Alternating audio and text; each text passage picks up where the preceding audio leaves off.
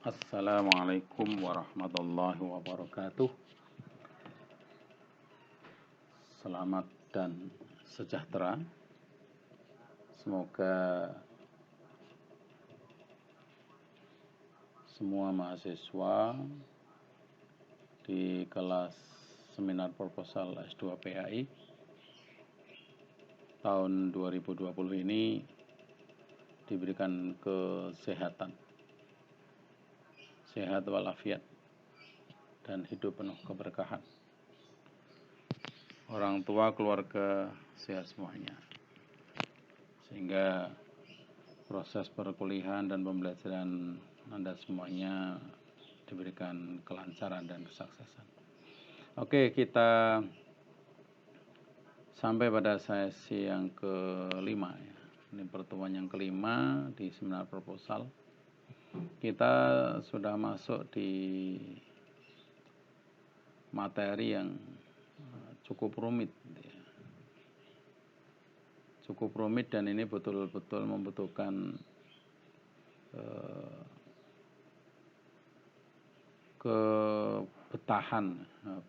ketahanan membaca, ketahanan mencermati bacaan kita, kecermatan menelaah sumber-sumber referensi utama dari sumber minor maupun sumber mayor dari penelitian yang kita lakukan. Yaitu kita akan berbicara tentang bagaimana menulis landasan teori. Di dalamnya ada kajian landasan teori, ada kajian teori, ada kajian pustaka, kerangka berpikir. Sebenarnya ada satu lagi yang namanya hipotesis, terutama di penelitian-penelitian kuantitatif, entah itu kuantitatif yang bersifat asosiatif, umpamanya regresi, path analysis, experimental research, dan juga PTK. Kalau kualitatif tidak harus ada hipotesis. Kemudian discussion di sini pembahasan hasil penelitian, karena di kalangan mahasiswa pembahasan hasil penelitian itu biasanya nggak imbang, ya kan? Pendahuluan 5 halaman, ya, latar belakang 5 halaman, kemudian kajian teori itu, kajian pustaka sampai kerangka berpikir itu bisa sampai 20 halaman, bisa jadi lebih. Hasil atau data penelitian sekian puluh halaman, namun diskusi hanya 1,5 halaman, terutama penelitian kuantitatif. Kalau sampai terjadi pada penelitian kualitatif, ya ini naif. Maka perlu dicermati. Ya, kalau discussion itu, bahkan ada di kalangan mahasiswa tahunya diskusi itu ya tidak melibatkan referensi, ya, dibahas tanpa footnote, tanpa citasi apapun. Nah, nanti akan kita lihat, padahal tidak harus demikian, karena mendiskusikan hasil itu sebenarnya kan seperti cara berpikir dalam penelitian kan. Penelitian itu ada dimulai dari namanya riset gap, problematik. Ya, riset gap itu kalau digambarkan ya ada ujung atau daratan atau kenyataan dengan yang seharusnya. Apa yang ada dan apa yang seharusnya. Ya, di situ muncul gap yang harus, kenapa seperti ini. Berarti kan seperti sistematika dalam penulisan karya ilmiah kita kan, ada pendahuluan, ada kerangka, ada landasan teori. Landasan teori itu kan idealitas, apa yang seharusnya ada, ya kan, seharusnya seperti ini, ya kan. Namun setelah instrumen itu disebar, baik itu angket, survei maupun interview atau pengamatan, ternyata kenyataannya tidak seperti yang ada di, maka terjadi kesenjangan antara idealitas dengan realitas. Maka muncul diskusi, seharusnya seperti ini tapi kok seperti ini, maka diskusi, maka mendiskusikan apa yang ada di lapangan, kemudian mesti harus dibicarakan, dicantolkan dengan apa yang seharusnya itu, mengapa seperti ini, basisnya pertanyaan-pertanyaan penelitian, termasuk latar belakang juga harus dikonfirmasi, karena latar belakang kan memaparkan alasan mengapa penelitian ini dilakukan. Bahkan kalau dalam penelitian kualitatif ya harus ditampakkan secara nyata, harus declare apa distingsinya, apa nilai kebaruan dari apa yang kita bahas itu. Oke, mari kita sampai nanti kesimpulan, karena kesimpulan ini juga sama, salah kaprah di kalangan mahasiswa. Kesimpulan itu biasanya ya menarik aja hasil dari, karena kesimpulan itu jawaban dari pertanyaan. Sehingga kalau jawaban dari pertanyaan penelitian, maka tinggal copy paste dari naskah. Padahal seharusnya namanya kesimpulan itu ya tidak muncul di teks, tetapi konklusi seorang peneliti dari pemaparan awal sampai akhir hingga temuan dan pembahasan. Ya kan? Ya betul, jawaban pertanyaan penelitian, tetapi bukan copy paste dari naskah. Nanti akan kita gambarkan. Mari kita mulai dari menulis landasan teori. Ya, menulis landasan teori ini. Ya, kalau biasanya itu bab 2. Ya, yang perlu diberi catatan ini. Ditekankan pada fokus utama penelitian. Ini penting. Ya jelas toh. Jangan sampai landasan teori yang dipaparkan justru tidak menjadi fokus utama penelitian, kita cerita yang lain. Bahkan kita memaparkan teori, definisi, tapi ternyata tidak menjadi hal yang utama di situ. Ya untuk apa? Ya, mestinya fokus. Umpamanya kita meneliti tentang indeks kontribusi Madin terhadap pendidikan karakter umpamanya. Ya, fokus kita kan pengen menelah bagaimana kontribusi, tapi kita lihat bagaimana indeks kontribusi itu dilihat dari indeksnya. Maka kita nanti bicara tentang bagaimana indeksisasi kontribusi itu seperti apa. Coba kalau kontribusi Madin terhadap itu sudah lazim, tapi kalau bicara indeks ini yang belum banyak dilakukan. Nah, nilai kebaruannya di indeksasi kontribusi itu, bagaimana mengindeksnya, bagaimana teori indeksisasi, ya kan, harus jelas. Maka fokus kajian landasan teorinya ya tadi indeksasi kontribusi seperti apa.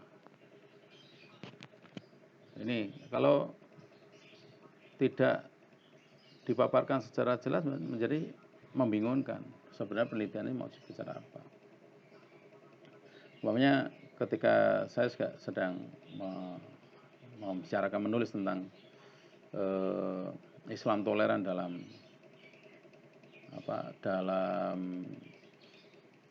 teks buku PAISD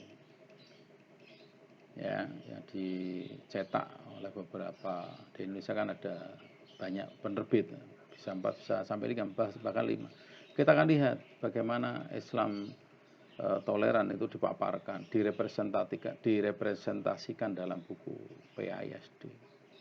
Nah ini penting, kita akan melihat.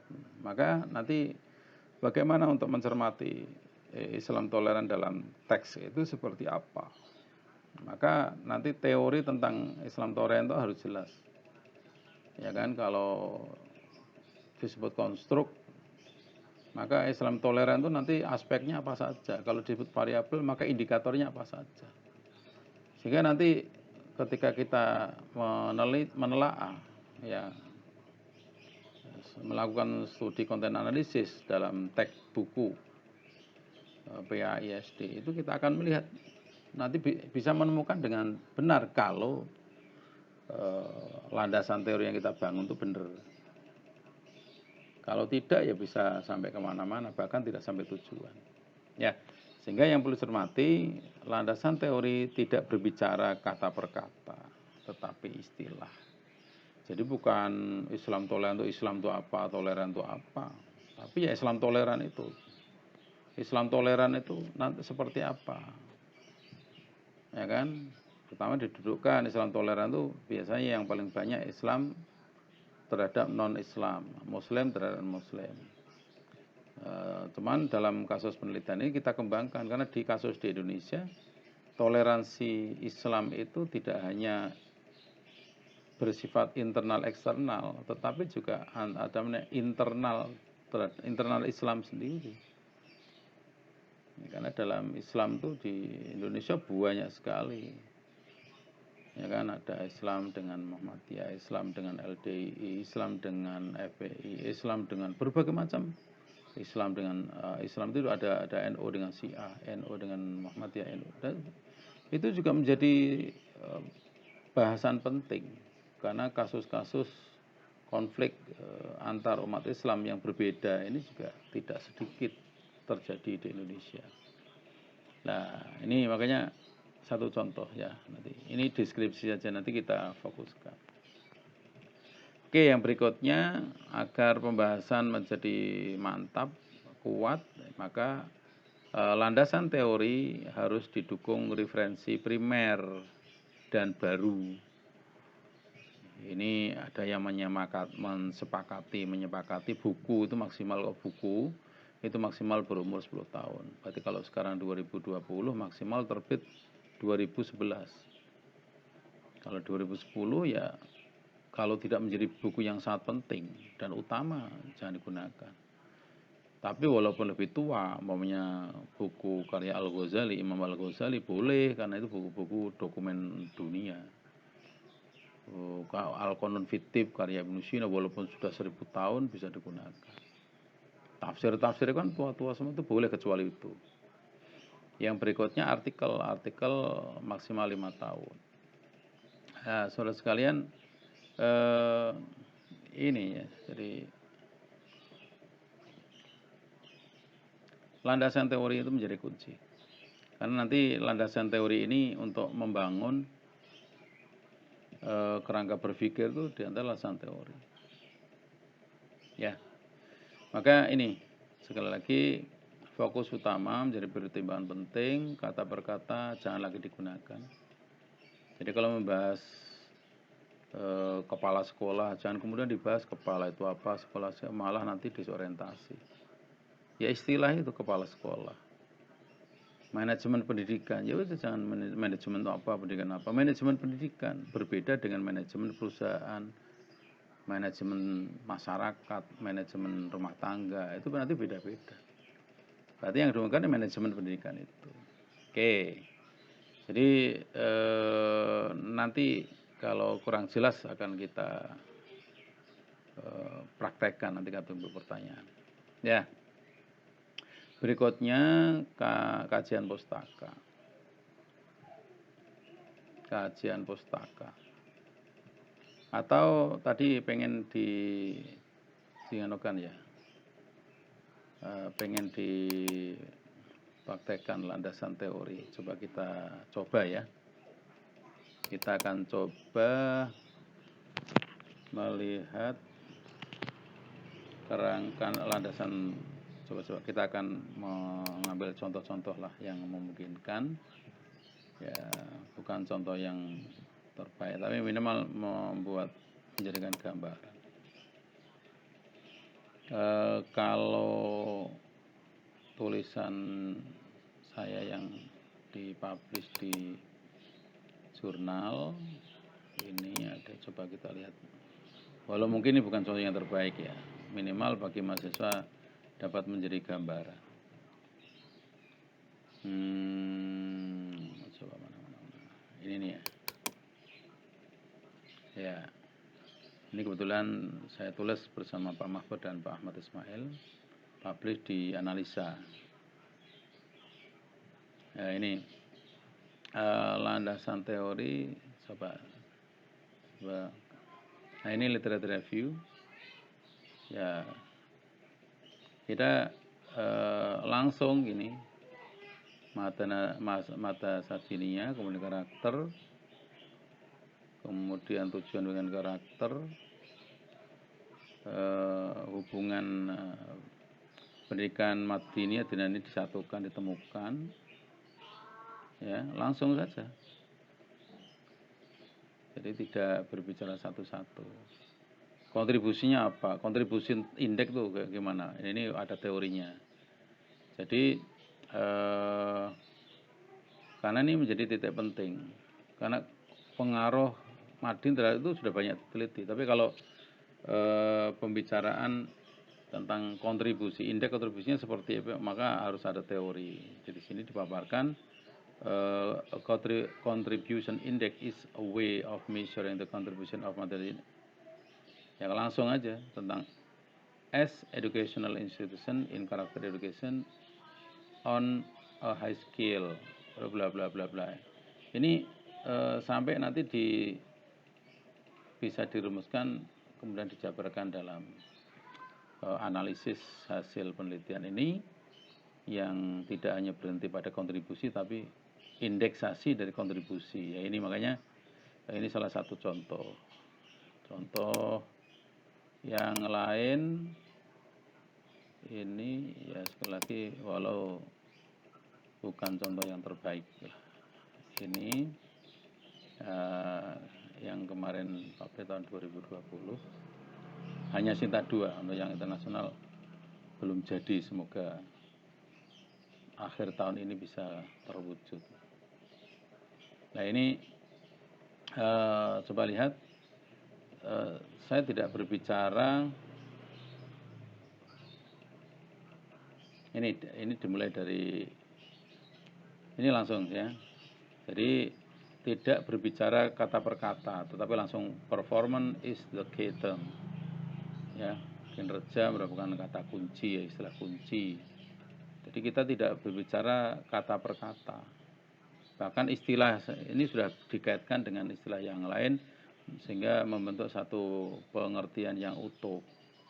Kemudian ini kita kaitkan self-efficacy, ya, kemudian dikaitkan dengan adanya teori bahwa self-efficacy itu menjadi variabel penting dalam menentukan kemampuan ICT guru dan performanya.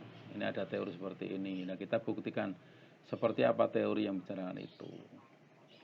Kemudian pembahasan yang lain, coba kita lihat. Ini kan teori. Ini perception is a vital thing for the teacher. Ini juga penting ya. Sekali lagi tidak ada kata per kata kita bahas. Walaupun ini penelitian kuantitatif, deskriptif, tetapi kita membahas persepsi, kita membahas self efficacy ya menjadi variabel X ya, 1 2, tetapi tidak kemudian dibahas satu persatu, tapi dikaitkan dengan konstruk atau variabel yang lain sehingga membentuk satu pemahamannya utuh. Ya, ini membuktikan bahwa pembahasan landasan teori itu tidak kata per kata, tetapi istilah, ya kan? Bahkan satu pengetahuannya utuh. Oke, itu. Berikutnya, yuk kita lanjutkan. Ini sudah jelas ya, semoga tadi sudah jelas. Sekarang kajian pustaka. Ya, kajian pustaka itu juga jangan sampai tesis ngutip tesis, ya, nggak update lah. Minimal disertasi lah. Disertasi pun disertasi yang syukur dipublish. Kalau disertasi yang hanya ada di rak-rak pustaka, biasanya ya disertasi yang saya tidak banyak diapresiasi. Ya umpamanya disertasi yang dibiayai oleh Diktis, yang dibiayai oleh universitas, kemudian untuk dipublish jadi buku, itu bagus. Berarti sudah direview orang. Kan nanti ketika umpamanya disertasi saya dibiayai oleh Diktis. Kan nanti ada reviewernya, ada mentornya yang menggodok awal sampai akhir dari layout sampai konten sampai di sistematika sampai isi, kemudian penyesuaian judul agar marketable dan sebagainya. Berarti karya ya disertasi itu memang sudah layak untuk dibaca. Tapi kalau hanya berhenti ujian ACC kemudian hanya dimasukkan di rak pustaka pasca sarjana, ya sebaiknya jangan digunakan. Ya kan? Nih, jangan tesis sesama tesis. Kalau disertasi ya jangan disertasi. Boleh disertasi kalau kemudian disertasi itu kemudian dipublish, apalagi internasional. Yang kemudian lebih baik menggunakan artikel jurnal internasional atau indeks Scopus, utamanya yang primary resources, ya, sumber-sumber yang utama primer itu di indikasi ciri-cirinya. Di situ ada judulnya sesuai dengan judul yang kita bahas. Jangan sampai judulnya nggak nyangkut sama sekali kemudian dijadikan kajian pustaka, nggak benar. Makanya yang disebut dengan previous research itu kan hasil penelitian yang telah dilakukan orang lain yang memiliki kemiripan kesamaan, ya kan? Ini menjadi penting karena kajian pustaka itu kan satu tujuan utamanya agar untuk mengetahui bahwa penelitian kita itu bukan sama sekali baru, karena sudah ada yang melakukan sebelumnya. Tetapi ya sekaligus untuk agar tidak terjadi duplikasi, agar tidak terjadi plagiasi, ya kan? Maka sebaiknya nanti ditelaah dengan menggunakan metrik, ya kan? Metrik itu ya di matrik itu dipaparkan dengan menggunakan kolom-kolom itu, ya, menggunakan row dan kolom. Kalau ada 7 berarti row-nya 7, kolomnya nanti tergantung ini di sini ada pengarang, judul, fokus penelitian, jenis penelitian, pendekatan, metode dan temuan. Dengan model matrik seperti ini nanti si peneliti akan mudah menemukan celah. Nah ini makanya yang terakhir kajian pustaka di samping tadi untuk menemukan agar tidak terjadi plagiasi, duplikasi gitu kan. Untuk kajian pustaka juga diarahkan untuk menemukan celah yang belum dibahas oleh semua artikel atau hasil penelitian yang dijadikan acuan kajian pustaka itu. Ya, matrik ini tentunya dalam tekniknya, tapi dalam pemaparannya ya tentu tidak. Ya kan, karena pemaparan kalau matrik nanti wah, ya nggak bagus. Harus dideskripsikan dari hasil matrik ini nanti dideskripsikan sehingga jelas. Ya kan, umpamanya pengarang judulnya ini, fokus penelitian ini, fokusnya menggunakan kuantitatif, deskriptif, kemudian dimix dengan survei, in-depth interview dan survei. Ya kan, jenis penelitiannya jenis penelitian asosiatif, jenis penelitian kualitatif, pendekatannya etnografik dan sebagainya. Ya temuannya apa? Mungkin penelitiannya sama temanya, tapi ternyata pendekatannya berbeda, sehingga nanti ditemukan ini loh ada celah yang belum banyak disentuh.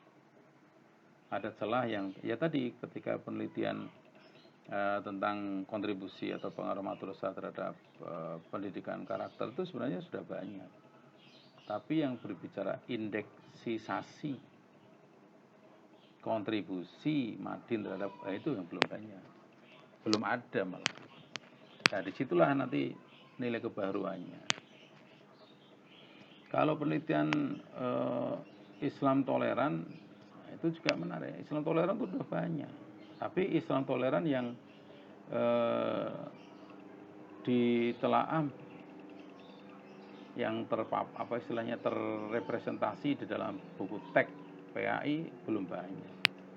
Nah, nanti kalau ada mungkin kita harus beda pendekatan. Mungkin yang satu konten analisis kita gunakan CDA namanya, menggunakan pendekatan linguistik bagi orang bahasa, pendekatan banyak sekali, filologi mungkin gitu. Jadi bisa sama tapi pendekatan berbeda nanti hasilnya bisa berbeda. Mungkin kalau yang ada SMP, ya kita gunakan yang SMP. Tentu dengan argumen-argumen yang ilmiah. Ini kalau untuk level SD ya nanti punya argumen mengapa ini penting. Ya nanti dipaparkan. Ya, ini. Jadi kajian pustaka, ya kalau tadi dicontohkan tadi bisa kita lihat. Kalau kajian pustaka, ini ya kajian pustaka. Tadi kita, ini sekali. Kalau kajian pustaka yang ada di mana ini? Kalau kajian pustaka ini coba lihat. Ini kajian pustaka, ini ada kita sampaikan. Ada dari some previous research ini ada. Found in that in line with the topic for ini.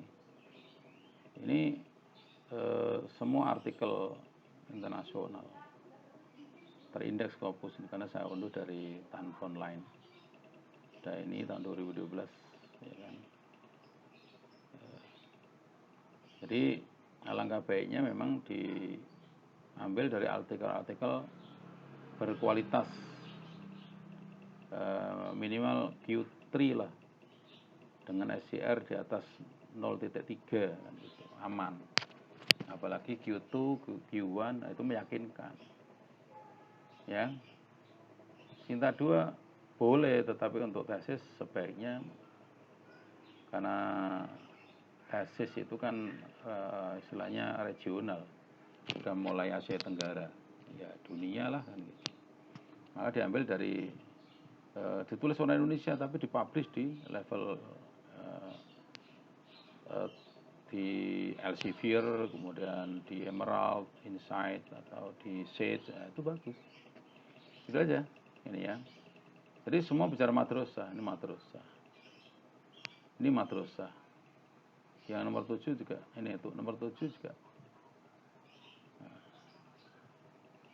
ya, semua bicara madrasah, tidak ada yang tidak menjadi sumber primer. Ya. Oke, ini yang ke-6 madrasah juga. Yang ke-7 ini juga ini madrasah. Tulis ini Yusuf. How madrasah in South Asian and South Asian region. Ya. Ini ada. Ya. Jadi itu aja penekanannya. Yuk kita kembali ya, karena terbatas waktu. Oke. Setelah kajian pustaka kita kerangka berpikir. Ya, secara sederhana ini untuk dipahami ya. Semoga tidak terlalu cepat penjelasan saya. Kerangka berpikir itu alur berpikir seorang peneliti ya tentang fokus yang sedang diteliti. Alur berpikir harus bersifat logis sehingga mampu meyakinkan ilmuwan dan para pembaca. Tidak boleh a priori. Ya, yang berikutnya kerangka berpikir disusun berdasar sari. Ya, ekstrak dari kajian teori dan kajian pustaka. Ya, disusun berdasar sari yang kerangka berpikir siapa? Ya peneliti. Ya. Tentu nanti dalam pemaparannya ya prinsipnya sama, memang berasal dari kajian teori dan kajian pustaka. Namun bentuk KB-nya berbeda. KB itu sudah kerangka berpikir, yaitu kuantitatif dan kualitatif berbeda. Mari kita lihat. Kalau kuantitatif seperti ini contoh aja. Ini kebetulan penelitian saya yang dipublish di Natura kemarin. Ini kuantitatif dengan menggunakan analisis PET. Nah, bahkan picture ini saya bukan ngarang, tetapi mengambil dari bukunya Pedazur, dari polanya, tetapi isinya itu hasil ekstrak berpikir seorang peneliti. Ya kan, awalnya kan bahwa ada X1, X2, dan X3, dan 1Y yaitu performance. Tapi ternyata dari kajian teori, kemudian kajian pustaka, kajian hasil penelitian orang lain yang senada, kemudian ditemukan bahwa performance itu memang ditentukan oleh dalam penelitian ini ada oleh self efficacy seorang guru, kemampuan ICT-nya dan juga persepsinya. Namun ternyata setelah dipaparkan melalui kajian teori nanti ditemukan ternyata bahwa terjadi hubungan yang tidak kemudian X1, X2, X3, di sini bukan. Tapi ternyata nanti ditemukan hubungan yang model seperti ini. Ada ada jalur bahwa teacher self efficacy itu bisa langsung mempengaruhi kinerja guru, ya kan? Tetapi bisa jadi di dalam teori disebutkan bahwa self efficacy guru itu mempengaruhi kinerja melalui ability ICT-nya. Demikian pula persepsi. Persepsi seorang guru itu akan mempengaruhi kemampuan ICT-nya, bahwa dia memandang bahwa guru itu profesi yang prestisius, profesi yang tidak sekedar main-main, tetapi punya tanggung jawab yang besar, sehingga mendorong dia, ini zamannya IT, guru yang disebut pekerjaan profesional harus memiliki kemampuan ini. Ini persepsinya. Demikian pula self-efficacy. Orang yang punya keyakinan bahwa dia memang bisa seorang guru, maka otomatis dia harus menantang diri untuk bisa ini. Nah, ini semua kemudian mempengaruhi ini. Jadi bisa langsung, ya ini di sini melalui berdasarkan kerangka berpikir seperti ini, maka nanti akan dibuktikan. Ini kan kerangka berpikir secara ideal berdasarkan teori, kajian teori dan kajian pustaka. Nanti setelah kita sebar angket, nanti gambarnya seperti apa, hasilnya empirical evidence-nya seperti apa, bisa jadi terjadi perubahan. Nah, ini makanya nanti setelah uji atau penyebaran angket kepada responden, maka nanti bisa jadi berubah. Panah-panah ini ada yang dihilangkan ketika tidak signifikan kan dalam, maka ini bentuk analisis PET ini. Kalau regresi ya tidak seperti ini. Nanti bisa jadi kalau regresi hanya ini dihilangkan, tidak ada ability, tapi hanya dua ini. Berarti langsung self-efficacy ke performance gini. Ya, ini gambaran kuantitatif. Ya, nanti sampean bisa menggambar, bisa mendeskripsikan, membuat kerangka berpikir yang berbeda berdasarkan fokus yang didasarkan pada kajian teori yang dilakukan dalam penelitian Anda. Kemudian ini belum masih. Ya, sekarang kerangka berpikir kualitatif ini juga dari penelitian kualitatif saya. Ya, biar mudah milik sendiri. Ya, ini CH itu singkatan dari karakter. Ya, penelitian ini tadi penelitian indeks kontribusi Madin terhadap pendidikan karakter, ya kita lihat memang 18 karakter. Kerangka berpikir seperti ini, bahwa hubungan pendidikan Madin dengan pendidikan karakter itu memang sebenarnya ada hubungan yang seperti ini. Nah, desain seperti ini kan merupakan ekstrak atau sari pemikiran seorang peneliti berdasarkan kajian teori dan kajian pustaka yang dilakukan.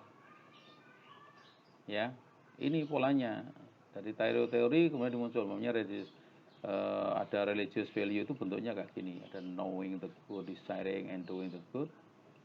Kemudian dari knowing menjadi habit, kemudian desiring menjadi habit of the heart, kemudian doing the heart ada habit of the action. Lah, pendidikan Madin isinya kayak gitu. Ya, kemudian ini semua kemudian nanti membentuk 18 karakter yang ada. Nah, bagaimana dan berapa pengaruhnya sebenarnya nanti diindeksasi ya, setelah dibuktikan melalui penelitian di lapangan. Nah, penelitian ini menggunakan mixed research. Jadi setelah data kuantitatif ditemukan, kemudian kita lakukan bahasanya triangulasi bisa lah gitu, melalui data interview pada beberapa responden dari yang mewakili, yang merepresentasi.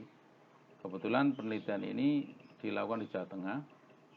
Dari 36 kabupaten dan kota kita ambil masing dari 10 dari seluruh sudut-sudut utama. Kita dulu pakai peta dijadikan segi 4 yang merentang dari arah timur ke barat. Dari Blora, ujung Blora sana ada. Kemudian ujung utara nanti ada Rembang. Dari sana barat ada Cilacap, tengah ada Magelang. Kemudian ujung utara nanti ada Brebes, ada Tegal. Kemudian tengah itu tengah utara, tengah selatan. Jadi kita harapkan ada merepresentasi dan ada perwakilan dari kota, ada perwakilan dari kabupaten. Ya hasilnya ini. Nah ini minimal kerangka berpikirnya seperti ini. Oke, menjadi jelas. Jadi tidak hanya ngomong saja tapi ada bukti. Dan ini sudah kita buktikan di lapangan. Sekarang masuk ke pembahasan. Ini sebenarnya saya katakan ini bukan karya saya. Saya ikut workshopnya Melanie Seabrook dari Australia, dari Monash, yang pernah datang ke UIN 2 kali atau 3 kali. Di antaranya saya dapatkan ini yang kita ambil, dan ini memang logis, bagus. Beliau peneliti kualitatif, ya hanya kualitatif, sehingga kalau diajak kuantitatif dia nggak mau. Pembahasan hasil penelitian seperti ini. Jadi kalau discussion, ini ada discussion. Ya, ini discussion. Ya. Tempatnya di sini. Setelah melampaui ada introduction, ini atau latar belakang atau pendahuluan, kemudian literature review di bab 2, kemudian di sini munculkan question, method, finding, baru discussion. Setelah discussion, conclusion. Discussion ini berarti datang setelah melampaui ini semua. Oleh karena itu, discussion atau pembahasan hasil finding ini kan tidak boleh kemudian dilepas begitu saja, dibahas tanpa melibatkan aspek-aspek yang dilaluinya. Maka di situ ada latar belakang, di sini ada literature review, ya kan?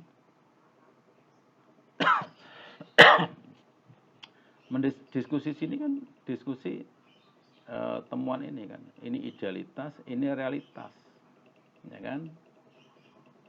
Nah, upaya mencari ya, ada idealitas realitas ini kan dalam rangka ini alatnya metode, ya kan? Nanti untuk menguji apakah pertanyaannya terjawab atau tidak, pertanyaan atau benar atau tidak, metodenya benar atau tidak, ya nanti akan dibahas di sini. Maka diskusi seharusnya melibatkan ini. Jadi tetap ada kutipan, tetap ada citasi, karena nanti juga akan dilihat. Umpamanya temuan tentang kalau di penelitian indeks ya, umpamanya kenapa ternyata ditemukan bahwa indeks kontribusi Madin terhadap pendidikan karakter itu yang paling tinggi religius. Ya, nanti kita lihat, adakah masalah? Ternyata ya inline karena memang mayoritas bahkan semua materi pelajaran yang ada di Madin itu bicara tentang religiositas. Wajar kalau kemudian indeks kontribusi terhadap pendidikan keberagamaan siswa santri itu sangat tinggi, bahkan sampai 4,49, hampir mendekati kurang 0,5. Ya. Ini kemudian timbul pertanyaan, mengapa untuk indeks kontribusi terhadap gemar membaca kok rendah gitu? Ada apa di Madin ini? Ya, nanti dibahas. Nanti teorinya seperti apa, diskusinya seperti apa, berdasarkan temuan. Bisa jadi kenapa, nanti akan dilihat metodenya, bisa akan dilihat instrumennya, jangan-jangan instrumennya yang nggak pas, jangan-jangan instrumennya tidak mengcover seluruh kebutuhan, jangan-jangan instrumennya tidak representatif untuk menggali data yang seharusnya. Nah, nanti akan dikonfirmasi lagi. Disinilah ada yang sebenarnya triangulasi akan dilakukan. Jadi discussion itu bukan final, bisa jadi akan ditindaklanjuti. Oke, ya ini dari gambaran sederhana. Pembahasan hasil penelitian diingat harus melalui introduction atau bisa jadi kalau biasa kita namanya latar belakang, background of study, kemudian literature review, research question, method, finding, baru discussion, baru nanti terakhir conclusion. Saya kira itu aja gambarannya. Oke, jangan nanti akan ketemu bahwa pembahasan itu jangan jomplang. Ini yang terpenting lagi sebenarnya pembahasan hasil penelitian tidak boleh lebih sempit, tidak boleh lebih sedikit. Utamanya dilihat dari halaman. Paparan hasilnya itu 15 halaman. Diskusinya hanya 1 halaman, ini nggak benar. Minimal harus imbang, ada proporsional. Itu penting juga diperhatikan. Oke, sekarang menulis kesimpulan. Ini ada catatan-catatan saja. Walaupun kesimpulan itu sering dikatakan sebagai jawaban, ya, jawaban pertanyaan penelitian. Namun di dalam memberikan jawaban itu tidak sekedar copy paste dari naskah, ini yang penting. Seperti digambarkan, namanya kita sedang duduk ya di lobi, entah di kantor atau di rumah sakit atau melihat orang itu dalam 1 jam itu jalan ke sana kemari, bahkan sampai menghitung jalan ke sana ke barat timur itu tak hitung ke baratnya 50, ke timurnya 51 pokoknya 55, kok bisa jadi ke baratnya tidak sampai pol kemudian balik lagi, ya kan, dengan wadah tanpa senyum. Kesimpulannya apa? Kalau kesimpulannya ternyata dalam 1 jam dia riwa-riwi sekian kali, itu bukan kesimpulan, itu naskahnya bicara seperti itu. Kesimpulannya 1, dia orang sedang bingung, ya kan, dia orang yang sedang sulit mengambil keputusan, dia orang yang sedang banyak masalah. Itu kesimpulan, banyak masalah, sedang bingung, kesulitan menentukan sikap, membuat keputusan. Itu kan tidak ada dalam naskah. Yang ada dalam naskah adalah ya tadi, lalu lalang ke timur ke barat sebanyak 50, ke timur 51 ke barat. Itu naskah. Bahkan dengan bagian ini itu data yang itu naskah, ya kan. Ketika disimpulkan orang yang sebenarnya usia masih muda tapi wajahnya sudah tua, nah itu kesimpulan, ya kan, karena bisa jadi datanya itu orang yang sedang stres, itu kan kesimpulan. Oke, tidak copy paste dari naskah, itu prinsipnya. Yang kedua, kesimpulan tidak sama dengan yang di naskah, ini sama kan, penekanan saja, konfirmasi. Namun kesimpulan merupakan hasil review argumen yang kita bangun, yang peneliti bangun. Ya, review argumen yang dibangun tadi. Jadi kalau berbicara tentang indeks kontribusi, ya nanti bukan memaparkan berapa persen. Kesimpulannya ya bahwa indeksnya tinggi, ya, indeksnya ternyata beda dengan apa yang selama ini kita sangka, kan gitu. Bahkan yang terakhir ada implikasi teori, ya kan, kita bahas juga simpulannya implikasinya apa, ya kan, bahwa hasil penelitian tentang indeks kontribusi ini implikasinya apa, mengkonfirmasi berarti memperkuat apa teori yang sudah ada, ya kan, afirmasi itu apa istilahnya ya, memberikan tekanan penegasan, bisa jadi ada perubahan, tapi tidak semata-mata membangun yang baru, ya, atau membangun teori baru karena tidak konfirmasi bahkan tidak afirmasi, tapi memunculkan teori-teori baru. Ya, itu menulis kesimpulan. Ya, nanti sampean bisa lihat di artikel-artikel yang internasional lah, yang akan lebih mudah untuk mendeteksi. Jadi nanti akan ditemukan ya bahwa kesimpulan itu sama sekali tidak diambil dari, ya, mungkin bisa kita lacak sedikit ya untuk memperkuat lah. Coba kita ambil contoh yang lebih kuat. Kalau naskah saya nanti bisa jadi kurang jos. Kita akan coba lihat di tadi tidak apa-apa deh. Saya tadi di wadah ini ada. Kita coba.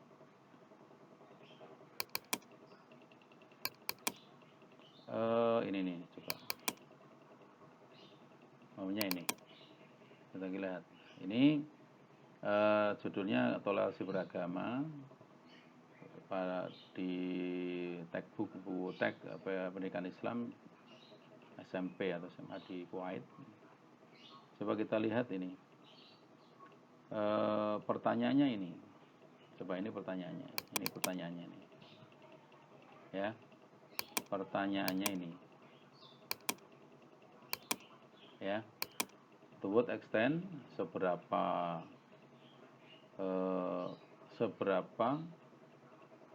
buku-buku teks di pendidikan tinggi ini, kalau standar itu tinggi ya, merefleksikan toleransi beragama Islam. Yang kedua, bagaimana konsep toleransi beragama Islam itu terrepresentasi di dalam buku teks. Mari kita lihat coba kesimpulannya seperti apa. Ya, ini kesimpulannya. Ini kesimpulan dan rekomendasi. Ini dia. The significant contribution of the present study is the demonstration of Islamic religious tolerance in Kuwait high school Islamic education curriculum, along with the insight. Ini sama sekali tidak disampaikan aja bahwa kontribusi signifikan terhadap studi yang barusan dilakukan ini, ya kan, adalah demonstrasi ditunjukkannya, ya kan, toleransi beragama Islam di dalam kurikulum pendidikan Islam yang ada di Kuwait, pendidikan tinggi. Along with insight, ya sepanjang dilakukan pencermatan, ya, the insight it provide regarding it Kuwait context, ya, dari konteksnya. The total rating score, ya, kemudian dilihat tanpa harus rating score aja, karena di situ ada skor, karena di situ ada pendekatan kuantitatif. Dalam pendekatan kualitatif ini menggunakan Al-Faghri Pendov, ya, disampaikan ini tingkat skor rating totalnya ya, terhadap toleransi teks, unit teks ini menunjukkan that lowest rate sebagaimana ditemukan dalam tabel 2. Terus 1, 2, coba ada berapa? Ini kan 1, 2, 3. Padahal pertanyaan tadi ada berapa? Hanya 2 kan? Nah, di sini ya, karena ini isinya rekomend. Ini kesimpulannya hanya ini rekomendasinya. Padahal pertanyaan ada 2 kan? Tapi kesimpulannya ini. Mestinya kalau model kita kan ada 2. Ya kan? Yang banyak malah rekomend ini. Yang pertama, it recommended that grade bla bla bla. Second, better example and illustration of tolerance. Ini berarti kan paparan gambar, contoh-contoh di buku tentang toleransi itu mestinya ditambah. As well as section to it unneeded, ya kan. Bahkan ketika terjadi eksepsi, namanya toleransi di saat perang, toleransi di saat terjadi pagebluk dan sebagainya seperti apa. Ya, ini yang rekomendasinya. Yang ketiga, management of the first method for presenting Islamic principle of religion, it is recommended that student engage. Ya, ini contoh. Jadi pertanyaan tadi ada 2, tapi jawabannya, ya kan, yang konklusinya 1. Kenapa? Ya karena tadi bahwa conclusion itu sebenarnya tadi prinsipnya merupakan review argumen yang kita bangun. Kemudian implikasi, teori, konfirmasi, afirmasi atau teori. Ya malah yang di situ yang diperbanyak adalah rekomendasi. Oke, saudara sekalian, kiranya cukup demikian apa yang kita sampaikan, dan tadi penyampaiannya semuanya ada contohnya. Semoga bisa dipahami, semoga bisa dijadikan petunjuk nanti ketika sampean menyusun landasan teori dari kajian teori, kajian pustaka, penyusunan kerangka berpikir. Oh iya tadi hipotesis ya tidak masuk ya. Hipotesis sebenarnya kan tinggal menuliskan dari kerangka berpikir. Kalau kerangka berpikir utamanya yang kuantitatif, itu kan dengan panah-panah nanti disimpulkan, bisa dirumuskan menjadi kerangka hipotesis, ya kan, rumusan hipotesis, istilahnya jawaban sementara dari peneliti. Ya, demikian karena sudah cukup ya, kita sudah sampaikan semuanya. Ini materi yang betul-betul penting, mohon dicermati step by step. Semoga bisa membantu, karena memang COVID-19 membuat kita berjarak, kuliah juga harus tidak ketemu langsung. Ketika kita mengandalkan Zoom, bisa kadang-kadang network tidak unstable, tidak stabil, sehingga suara putus-putus. Harapannya dengan recording ini, video presentasi, video pembelajaran ini bisa membantu banget. Ya, semoga apa yang kita inginkan tercapai, apa yang kami inginkan bisa memang seperti itulah adanya, sehingga mahasiswa tidak ada yang kesulitan. Selamat belajar, selamat melakukan tugas. Segera lakukan apa yang ada dalam e-learning, ya, dari discussion, dari tugas hingga quiz, bisa dilakukan semuanya. Semoga tidak ada kesulitan. Terima kasih. Sekali lagi terima kasih atas perhatiannya. Selamat melakukan pekerjaan, melaksanakan tugas. Semoga sukses semuanya. Mari kita tutup dengan bacaan hamdalah. Alhamdulillahirrabbilalamin. Cukup sekian. Wallahul muwafiq ila aqwamit thoriq. Walakum minkum. Wassalamualaikum warahmatullahi wabarakatuh.